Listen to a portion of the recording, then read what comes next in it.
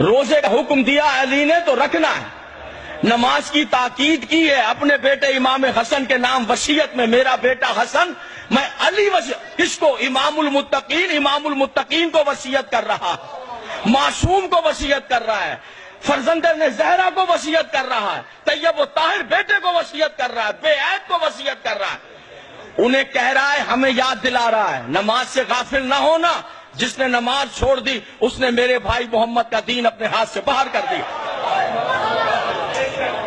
علامہ سلطانی صاحب آج آپ کے ممبر پر دعا مانگو ممبر بچ جائے، یہاں پر کھڑے ہو کے آج علامہ صاحب ذاکر صاحب یہ کہتے ہیں کہ اصحاب کہف کے کتے نے کتنی نمازیں پڑھی تھی، آگے سے آپ سننے والے کہتے ہیں کوئی نماز نہیں پڑھی تھی، پھر پڑھنے والا کہتا ہے پھر اصحاب کہف کا کتا جنت میں جا سکتا ہے یا نہیں؟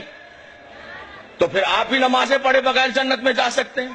لا حول ولا قوت پڑھنے والے پر اور سننے والے پر اور پڑھانے والے پر، لا حول ولا قوت جس نے پڑھایا ہے اس پر بھی، جس نے سن کے نعرہ لگایا اس پر بھی۔ ارے بھائی جان، اصحاب کہف کا کتا آپ کے لیے نمونہ نہیں ہے؟ میں کچھ کہہ رہا ہوں۔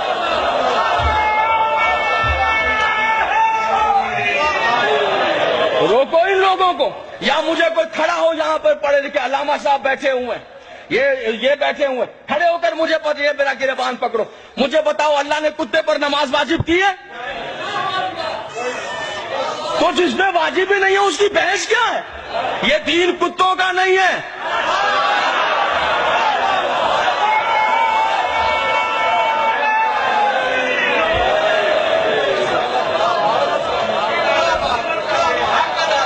نہ دین میں کتوں کی کوئی حیثیت ہے۔